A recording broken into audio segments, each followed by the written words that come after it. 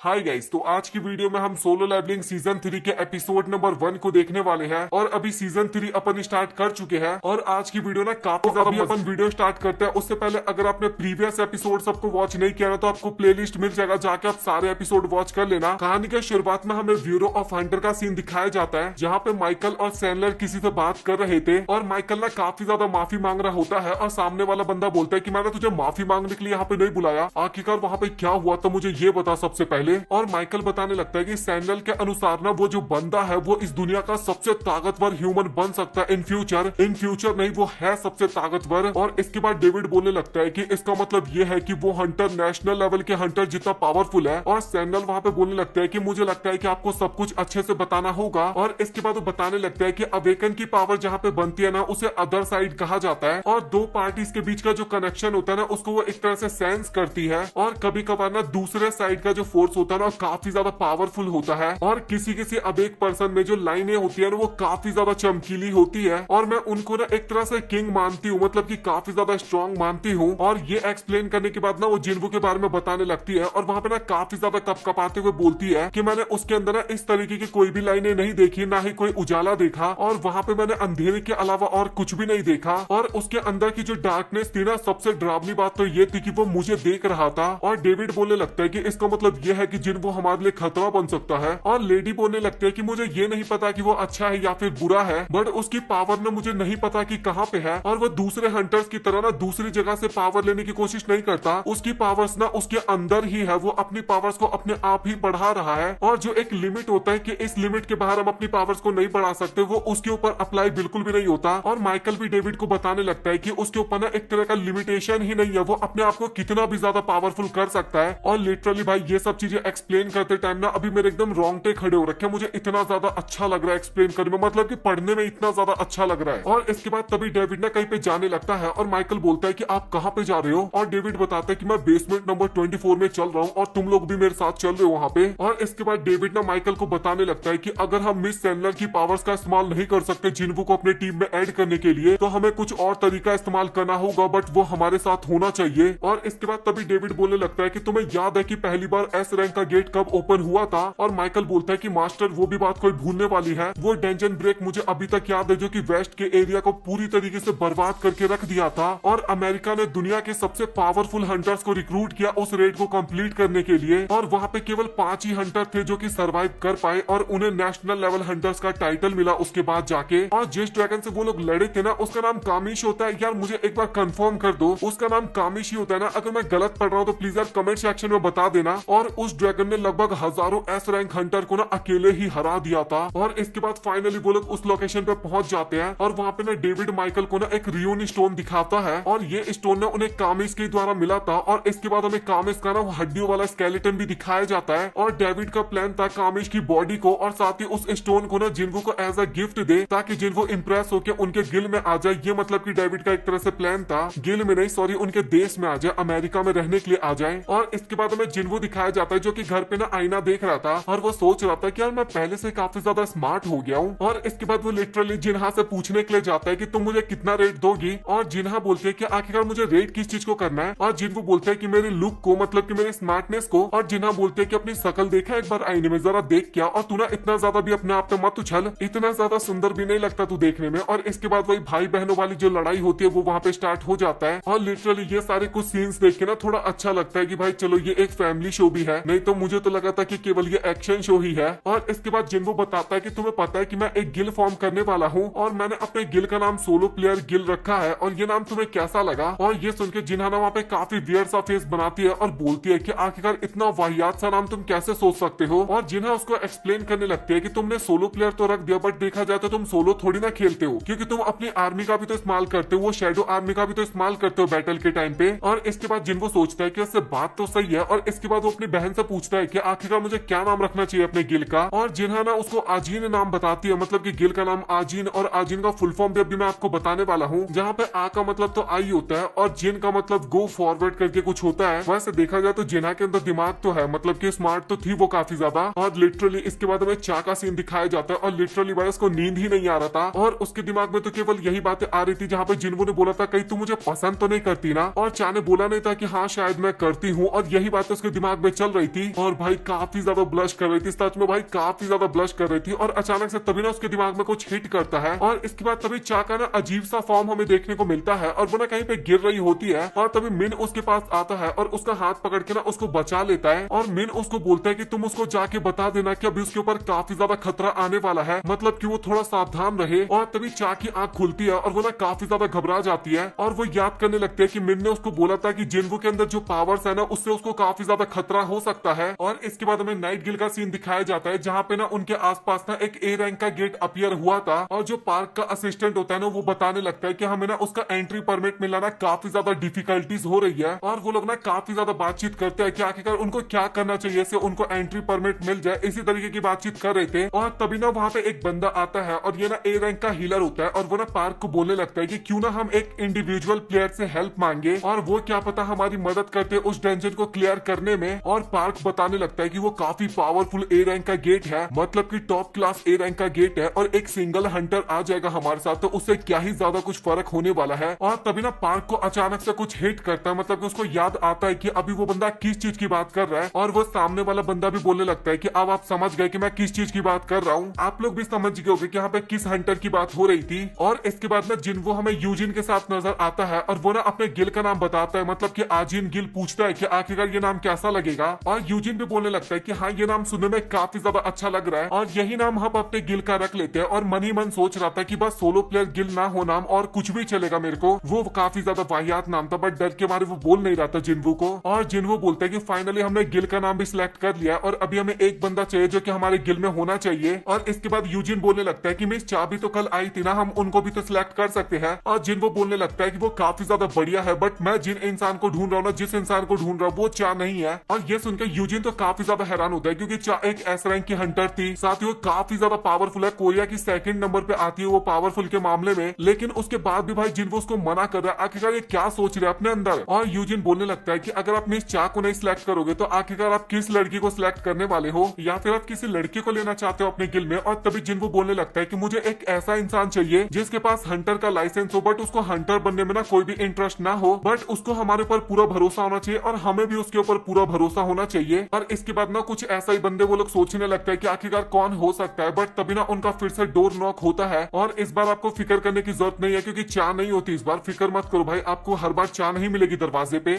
और इसके बाद जिन्वू दरवाजा खोलता है और जिन्वू को नहीं पता था कि आखिरकार वो कौन है। और पार्क बताता है कि मैं ना नाइट गिल का गिल मास्टर हूँ। और ये सुनने के बाद जिन्वू और यूजिन का ना शकल बन जाता है वहाँ पे। और इसके बाद पार्क ना उसी डेंजन का ना वीडियो दिखाने लगता है जिन्वू को और वो डेंजन ना सच में काफी ज्यादा बड़ा था, वो गेट काफी ज्यादा बड़ा था। और पार्क वहाँ पे बताने लगता है कि अगर आप हमारे गिल के अंदर एंटर कर जाते हो, मतलब कि हमारे स्ट्राइक स्क्वाड में पार्ट लेते हो, उसके बाद ही हमें उस गिल में जाने का एंट्री परमिट मिलेगा, उस डेंजन के अंदर जाने का। और इसके बदले हम आपको काफी ज्यादा पैसा भी देंगे। और वो बताने लगता है कि जब कोई नॉर्मली डेंजन को क्लियर किया जाता है ना तो उसके अंदर ना एस रैंक हंटर्स को ना 10% दिया जाता है, मतलब कि जितना भी प्रॉफिट होता है उसका। बट आप बिल्कुल भी फिक्र मत करो, हम आपको 20% देने वाले हैं। और लिटरली जिन्वू वहाँ पे पता है क्या बोलते हैं, भाई 50-50 करेंगे, करना है तो कर, नहीं तो निकलते बन। और ये सुन के ना पार्क भी काफी ज्यादा हैरान हो जाता है और जिन्वू बोलने लगता है कि तू ना मुझे एज अ इंडिविजुअली बिल्कुल भी ट्रीट मत करियो, वहाँ पे तू मुझे ऐसे ट्रीट करियो कि मैं एक गिल का गिल मास्टर हूँ, क्योंकि मैंने भी फिलहाल एक गिल बनाया है। और वो अपने गिल का नाम भी बताता है, आजिन गिल। और पार्क तो वहाँ पे नेगोशिएशन में ही लगा हुआ था, वो बोलता है कि भाई तू 40 ले लियो, हमें 60 दे दियो, काफी सारे एम्प्लॉयज को भी तो देने होंगे पैसे। और जिन्वू बोलता है कि भाई तेरे को बता दिया मैं 50 से एक भी कम नहीं लूंगा, अगर मैं गया तो पूरा मुझे मिल जाएगा क्योंकि चेयरमैन मुझे मना तो करने वाले है नहीं। और पार्क को भी ये बात पता थी और इसके बाद वो भी मान जाता है जिन्वू की बात। और पार्क बताता है कि तुम्हें उस डेंजन के बॉस को हराना होगा। और इसके बाद फाइनली उनके बीच का कॉन्ट्रैक्ट साइन हो जाता है और पार्क ना उसको सिटी तक ले जाने की बात करता है। बट जिन्वू बोलता है कि भाई इसको हम आज नहीं कल करेंगे क्योंकि आज उसका ना कुछ और प्लान था। और इसके बाद हमें अगले दिन का सीन दिखाया जाता है जहाँ पे अगेन हमें गेट का दृश्य देखने को मिलता है और हमें बाकी सारे हंटर्स भी दिखाए जाते हैं जो कि एकदम रेडी हो चुके थे वहाँ पे। और पार्क को तो केवल यही फिक्र हो रही थी कि भाई कहीं जिन्वू लेट ना कर जाए, मतलब कि आ जाए वो टाइम पे यहाँ पे। और इसके बाद हमें जिन्वू का सीन दिखाया जाता है और वो ना मौसम देख रहा था और वो बताने लगता है कि काश जिन्हा अपने साथ एक अम्ब्रेला लेके गई हो। और इसके बाद जिन्वू वहाँ पे शैडो एक्सचेंज टेक्निक का इस्तेमाल करता है और तभी सीन कट होता है और हमें जिन्हा के स्कूल का सीन दिखाया जाता है और वहाँ पे कुछ मर्डर गश्ती वाले बंदे हमें दिखाए जाते हैं, लड़के मतलब की। और इसके बाद वो सभी ना एक क्लास की तरफ जा रहे थे और वो क्लास ना एकदम खाली था और तभी हमें पता लगता है कि वहाँ पे ना एक गेट अपीयर हो रखा है। और ये देख के ना वो सभी लोग काफी ज्यादा डर जाते हैं। बट आपके ग्रुप में भी एक कूल बंदा तो होगा जो कि हमेशा कूल बनने की कोशिश करता है, मेरे ग्रुप में मैं तो बिल्कुल भी नहीं हूँ। वो बंदा सीधा गेट के पास जाता है और बोलता है कि कि भाई तुम लोग फिक्र बिल्कुल भी मत करो, क्योंकि ये गेट एकदम क्लोज है और हम खतरे में तो बिल्कुल भी नहीं है यहाँ पे, और इस गेट के अंदर केवल हंटर ही जा सकते हैं, और अभी तो 1 हफ्ते का टाइम है इस गेट को ब्रेक होने में। लेकिन लिटरली भाई आप लोग मानोगे नहीं, तभी के तभी गेट ब्रेक हो जाता है और अंदर से एक हाथ आता है मॉन्स्टर का, और वो ना उस बच्चे को पकड़ लेता है, और वो बच्चा ना काफी ज्यादा डर जाता है और बचाओ बचाओ बचाओ बचाओ चिल्लाने लगता है, और उसके साथी भी वहाँ पे काफी ज्यादा डर गए थे, और जब तक वो कुछ कर पाते, और वैसे भी देखा जाए तो वो लोग कुछ नहीं कर पाते, और तभी ना उसका खेल तो हो जाता है खत्म पहले वाले बंदे का, और तभी हमें तीनों बच्चों का सीन दिखाया जाता है कुछ टाइम बाद, और तीनों का पत्ता वहाँ पे कट हो गया था। और इसके बाद हमें नरेटर ना इन मॉन्स्टर के बारे में बताने लगता है कि ना कुछ डिफरेंट टाइप के मॉन्स्टर होते हैं, और वैसे दिमाग के मामले में तो काफी ज्यादा कच्चे हैं, इनके हाइट देख के ही पता लग रहा है, बट ये पावर्स के मामले में ना काफी ज्यादा पावरफुल होते हैं एक तरह से। और ये मॉन्स्टर ना अपने अपोनेंट्स को, मतलब कि अपने शिकार को ना काफी गंदी तरीके से तड़पाते हैं, और उसके बाद उनका खेल खत्म कर देते हैं। और इसके बाद उनमें से एक मॉन्स्टर जो होता है ना, वो ब्लड को ना स्मेल करने लगता है, और सभी मॉन्स्टर ना काफी ज्यादा एक्साइटेड हो जाते हैं, और इसके बाद वो मॉन्स्टर जो होता है ना उस रूम को ना तोड़ते हुए बाहर निकलते हैं, और हमें ना काफी ज्यादा बच्चे भी दिखाए जाते हैं जो कि अपने स्कूल में मजाक मस्ती कर रहे थे। लेकिन तभी अचानक से ना वो मॉन्स्टर ना उन बच्चों के सामने आ जाता है। अब इन बच्चों का क्या होने वाला है वो मैं अभी आपको बताऊंगा। और इसके बाद अगेन हमें डेंजन का सीन दिखाया जाता है जहाँ पे जिन्वू आ गया था, और वो बताने लगता है कि सच में गेट देखने में काफी ज्यादा बड़ा है नॉर्मल गेट्स के मुकाबले, और आपको तो पता ही है जिन्वू कितना ज्यादा पॉपुलर है, और काफी सारे हंटर्स ना उससे फोटो खिंचवाने के लिए आ जाते हैं जिन्वू के फैंस के तौर पे। लेकिन एक हंटर ना उन सभी को दूर कर देता है, वही जो हीलर वाला था ना, वही वाला हंटर उन सभी को दूर कर देता है जिन्वू से, और वो लड़की ना अपना इंट्रोडक्शन देने लगती है और बताती है कि मेरा नाम चंक है, और वो बताने लगते है कि मैं इस स्ट्राइक स्क्वाड की ना एक हीलर हूँ, और वैसे देखा जाए तो आप मेन हीरो हो, हमारे ग्रुप के मेन लीडर हो, और साथ ही मैं हीलर हूँ सबसे ज्यादा मेन इस ग्रुप की, तो हम दोनों को शायद अभी दोस्ती कर लेना चाहिए, वैसे भी कर सकते हैं दोस्ती। और वैसे देखी जाए तो मैं सिंगल भी हूँ, मेरा कोई भी बॉयफ्रेंड नहीं है, तो हम वो भी ट्राई कर सकते हैं। और जिन्वू पार्क को बोलने लगता है कि भाई ये लड़की है, तूने इसके बारे में मुझे पहले क्यों नहीं बताया, और पार्क बोलता है कि पहले बता देता तो तू क्या कर लेता। और इसके बाद वो सभी लोग ना डेंजन के अंदर जाना स्टार्ट कर देते हैं, और तभी हमें हंटर एसोसिएशन का सीन दिखाया जाता है, और वहाँ पे एक एम्प्लॉय के पास ना किसी का कॉल आता है, और इसके बाद वो स्टाफ बोलते हैं कि आखिरकार मैं आपकी कैसे हेल्प कर सकती हूँ। और बच्ची बोलने लगती है कि मैं अभी स्कूल में हूँ, और साथ ही यहाँ पे काफी ज्यादा मॉन्स्टर है हमारे आसपास, प्लीज हमें बचा लो। और ये सुन के वो लड़की भी काफी ज्यादा हैरान हो जाती है, और सोचती है कि कहीं डेंजन ब्रेक तो नहीं हो गया ना। और वो स्टाफ बोलने लगता है कि आखिरकार तुम कहाँ पे छिपी हुई हो। और इसके बाद हमें वो बच्ची भी दिखाई जाती है जो कि बाथरूम में छिपी हुई थी, और बताती है कि प्लीज मुझे बचा लो, क्योंकि मेरे साथ मेरी फ्रेंड भी थी और वो भी मारी जा चुकी है। और इस टाइम पे लिटरली भाई वो काफी ज्यादा डरी हुई थी और रो रही थी। डरना ऑब्वियस सी बात थी भाई, इनके सामने मौत घूम रहा था एक तरह से। और वो स्टाफ बोलने लगते हैं कि मुझे सबसे पहले ये बताओ कि तुम्हारे आसपास कितने मॉन्स्टर है। और उस बच्ची को तो ये लग रहा था कि वो नहीं बच पाएगी, और वो बोलने लगते हैं कि क्या तुम प्लीज मुझे बचा लोगी, मुझे प्लीज बचा लो, मुझे अभी नहीं मरना। और वो बोलने लगते हैं, स्टाफ बोलने लगता है कि तुम बिल्कुल भी फिक्र मत करो, तुम बस अपने आप को काम करो, हमारे हंटर्स यहाँ से निकल चुके हैं तुम्हारे पास। और वो बोलते हैं कि अगर तुम जरा सा भी पैनिक करोगे ना तो कुछ भी हो सकता है। और इसके बाद वो बोलने लगते हैं कि आखिरकार मुझे ये बताओ कि वो मॉन्स्टर देखने में कैसे है। और इसके बाद वो बच्ची बताने लगती है वो देखने में एकदम ह्यूमन की तरह है, और वो उसका फेस काफी ज्यादा डरावना है और मॉन्स्टर्स की तरह, और वो देखने में ग्रीन कलर के, प्लीज हमें बचा लो, मुझे काफी ज्यादा डर लग रहा है। और लिटरली भाई ये सुनने के बाद ना वो स्टाफ भी काफी ज्यादा डर जाती है, और बोलते हैं कि कहीं उन्हें ऑर्फ्स तो नहीं बुलाते ना। और वो बच्ची बोलते है कि शायद हाँ उन्हें यही बुलाते हैं। और लिटरली हमें तभी एक मॉन्स्टर ना उसी बच्ची की तरफ आता हुआ नजर आता है, और वो स्टाफ ना काफी तेज चिल्लाते हुए बोलते हैं कि अभी तुम जहाँ पे भी हो तुम्हें जल्दी से वहां से निकलना होगा। लेकिन जब तक वो ये बोलती ना तब तक काफी ज्यादा टाइम हो गया था, मतलब कि उस बच्ची का भी पत्ता वहाँ पे कट हो जाता है। और इसके बाद स्कूल में हमें और भी काफी सारे बच्चे दिखाए जाते हैं जहाँ पे ना एकदम मैसिकर मच गया था, मतलब कि लिटरली कभी यहाँ ब्लड पड़ा हुआ, कहीं वहाँ ब्लड पड़ा हुआ, हर जगह एक तरह से मैसिकर मचा हुआ था, हर जगह बच्चे टैब बोले जा रहे थे। और हमें काफी सारे बच्चे दिखाए भी जाते जो कि मेहनत से ना स्कूल के बाहर निकल गए थे, बच चुके थे एक तरह से, लेकिन काफी सारे स्टूडेंट ना स्कूल के अंदर भी फंसे हुए थे अभी भी। और इसके बाद हमें जिन्हा का क्लास दिखाया जाता है जहाँ पे बच्चों ने ना डेस्क की मदद से दरवाजे को बंद कर दिया था, और कुछ बंदे ना लड़ने के लिए एकदम रेडी होते हैं उस मॉन्स्टर से। लेकिन तभी अचानक से वो दरवाजा टूट जाता है, और उसके अंदर से ना एक काफी बड़ा सा मॉन्स्टर बाहर निकलता है। और एक बच्चा ना वहाँ पे काफी ज्यादा डर गया था, और वो ना दूसरे दरवाजे से ना भागने की कोशिश करता है, लेकिन तभी वहाँ पे एक और मॉन्स्टर आ जाता है, और लिटरली वो उसका पत्ता काट देता है। और वहाँ पे ना और ना बात भी कर पा रहे थे मॉन्स्टर, और बोलता है कि चीफ मुझे यहाँ पे एक इंसान नजर आ रहा है, और उसके अंदर मुझे काफी ज्यादा माना भी फील हो पा रहा है। और वो दोनों बात करने लगता है कि हमें सबसे पहले उसी को मारना होगा। और यहाँ पे मुझे नहीं पता कि जिन्हा की बात हो रही है या फिर सॉन्ग की बात हो रही है, क्योंकि हंटर के फॉर्म में देखा जाए तो सॉन्ग की बात हो सकती है, बट जिन्हा की भी बात हो सकती है। अब मैं ऐसा क्यों बोल रहा हूँ वो मैं आपको आगे बताऊंगा। और जिन्हा ने वहाँ पे काफी ज्यादा डरी हुई थी, और बोलते है कि भैया प्लीज मुझे बचा लो, मुझे काफी ज्यादा डर लग रहा है। सॉन्ग ही वहाँ पे बोलने लगती है कि मैं एक हंटर हूँ, ई रैंक हंटर ही क्यों ना हो, बट मैं हंटर हूँ, और साथ ही मैं अभी अवेकन हुई हूँ, तो मुझे उस मॉन्स्टर से लड़ने के लिए जाना होगा। और जिन्हा बोलने लगती है कि तू पागल वागल है क्या, वहाँ पे जाएगी तो तुझे कुछ भी हो सकता है। और तभी एक ऑर्क मॉन्स्टर वहाँ पे बात करने लगता है कि क्या तुम इसी इंसान की बात कर रहे थे। और दूसरा मॉन्स्टर बोलने लगता है कि नहीं, मैं इससे भी ज्यादा पावरफुल माना को सेंस कर पा रहा हूँ यहाँ पे। और अब तो एकदम साफ क्लियर हो गया कि जिन्हा की बात हो रही है, बट ऐसा क्यों हो रहा है वो भी अभी आपको पता चल जाएगा। अगर जिन लोगों को पता है वो लोग कमेंट सेक्शन में बता सकते हो। और इसके बाद जो ग्रीन वाला ऑर्क मॉन्स्टर होता है ना, वो सीधा जिन्हा की तरफ ना अटैक करने के लिए एकदम भाई चला गया था, खतरनाक वाला वो भी। और भाई लिटरली उन दोनों को तो लग रहा था कि आज उनका पत्ता कट हो गया, मतलब कि आप कोई भी नहीं बचा सकता। लेकिन तभी वहां पे रेड ऑर्क की एंट्री होती है। और ये तो आपको पता ही है कि इसका ऑर्क मॉन्स्टर है और क्यों इतना ज्यादा माना पावरफुल फील हो पा रहा था जिन्हा के अंदर से, अब तो आपको समझ में आ गया होगा।